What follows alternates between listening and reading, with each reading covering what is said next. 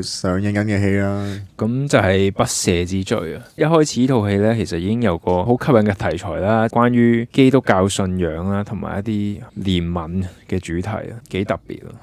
個題材好新穎啦，好少有啊。咁個古仔係關於啲咩嘅？故事講述咧，黃秋生啦係一個牧師啦，佢個女咧晴晴咧被強姦，後嚟咧仲自殺身亡。咁佢同妻子蘇玉華一直過住沉痛嘅生活。幾年之後，強姦個女嘅少年犯 George 刑滿出獄，喺一次機會之下咧就加入咗黃秋生嘅教會。咁喺人性同埋信仰嘅掙扎之下咧，黃秋生就點樣去面對呢一個難關呢？